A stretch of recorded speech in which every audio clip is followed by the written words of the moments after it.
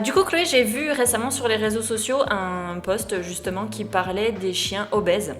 Est-ce que pour toi, les chiens qui sont trop gros pourraient être associés carrément à une pandémie? Enfin, on en voit quand même pas mal. Et je me dis, est-ce que c'est dangereux pour le chien? Est-ce que c'est dangereux pour sa santé? Toi, qu'est-ce que t'en penses? Mmh. Oui, oui, il y en a qui ont des problèmes de poids, hein, ça c'est vrai. Et c'est vrai que c'est pas hyper sain pour eux. Souvent les gens ils se disent oh il a quelques kilos en trop, mais c'est qu'il mange bien à la cantine, c'est pas très grave. En fait, alors je suis pas vétérinaire, mais pour le coup c'est vrai que même les vétérinaires s'accordent à dire que bah, tout comme pour un humain, le surpoids c'est pas bon. C'est pas bon pour les chiots, c'est pas bon pour les chiens vieillissants. Si le chien il a des risques de dysplasie, c'est vraiment mauvais. Donc faut pas le prendre à la légère. Et d'ailleurs, les chiens qui sont vraiment obèses, c'est une forme de maltraitance. C'est mauvais pour eux, c'est dangereux, etc. Après, il y a beaucoup de gens qui pensent que leur chien est en bon poids de forme, alors qu'en fait, il est un peu trop gros. Et il y a souvent plus de chiens un peu trop gros qu'un peu trop maigres. Et ce qu'il faut savoir, en fait, pour savoir si son chien il a le bon poids de forme, normalement, c'est de sentir les côtes quand on touche son chien au niveau du flanc, mais il faut pas les voir quand on le regarde de façon, voilà, juste visuellement. Si on les voit, c'est qu'il est trop maigre, et si quand on touche le flanc, on sent que bah y a ça d'épaisseur de gras entre notre main et les côtes, c'est qu'il est sûrement un peu trop gros. Voilà, en gros, c'est un peu ça l'idée. Et oui, d'ailleurs, quand je suis partie là pour l'association Nature de Chien World en Inde et au Népal, j'étais choquée parce que, bon, en Inde, il y a vraiment des chiens qui sont trop maigres, hein, ça c'est évident. Mais au Népal, j'ai vu des chiens des rues vraiment obèses, vraiment gros. Parce qu'ils sont énormément nourris là-bas. Et en tout cas, dans certains quartiers très bouddhistes, ils mangent, voilà, ils sont très très bien nourris. Et en fait, il y en a, ils étaient vraiment gros, quoi. Donc, je me suis dit, ok, comme quoi, même pour des chiens un peu errants, ça peut être un problème. Mais ouais, non, c'est vrai que c'est un souci. Et dernier point, il faut savoir aussi que l'alimentation, ça peut avoir un impact sur le comportement de votre chien. Donc, par exemple, des chiens qui vont beaucoup voler de la nourriture, être en recherche de nourriture, manger plein de trucs dans la rue, etc. Ça peut être qu'ils sont en manque nutritif. Donc des fois, même si le chien il a un bon poids de forme, il peut ne pas avoir tous les apports qu'il lui faut. Et donc des fois, pareil, il faut voir avec le vétérinaire, peut-être changer l'alimentation. Et ça peut vraiment diminuer des comportements gênants à la maison où on se dirait pas, tiens, c'est l'alimentation qui pose problème. Ok. Est-ce que le fait d'être en surpoids peut être aussi un problème en éducation, par exemple pour du sport canin ou des choses comme ça? Est-ce que ça peut être un frein pour le chien? Ouais, clairement, un chien qui va être en surpoids, tout ce qui va être activité qui vont nécessiter des sauts, etc., c'est pas souhaitable. Et même, c'est vrai que sur des chiens qui vont être vraiment gros, moi j'en ai vu plusieurs en leçon, où des assis, des couchés, des répétitions d'exercices simples, c'est en fait vachement physique pour le chien, et au bout du troisième assis, il en peut plus. Mais en fait, c'est comme une personne qui serait en obésité, et on lui demanderait de s'asseoir et de se relever de sa chaise 10 fois. Ça peut être dur parce que justement, son corps, il suit pas.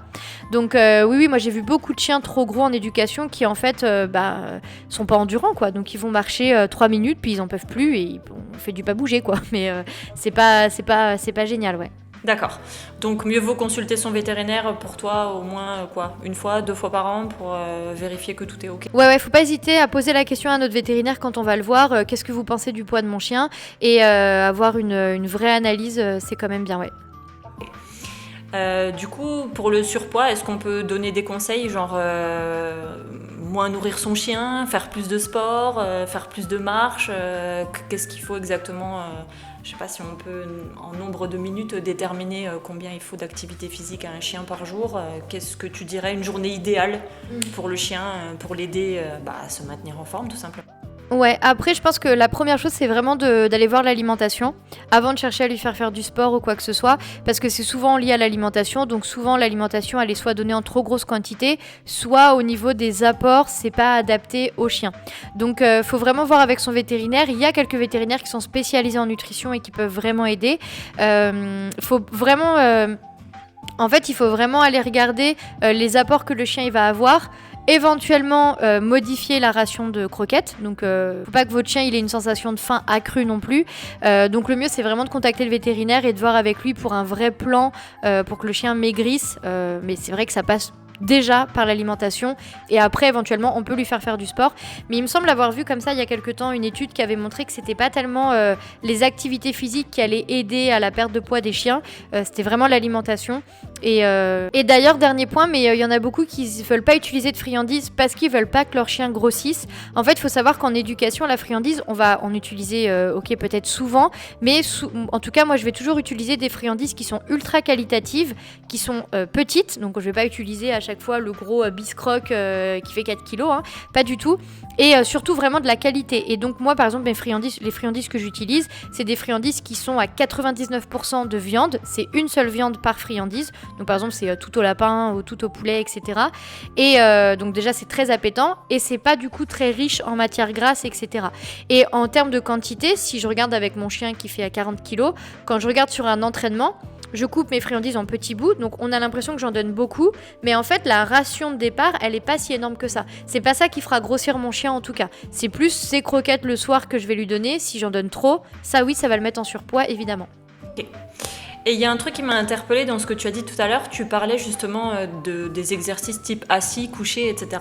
Est-ce que ça peut être considéré comme du fitness canin ? Parce que tu parlais un peu de gainage, voilà, de choses comme ça. Est-ce que c'est difficile pour le chien d'effectuer ce genre d'exercice ?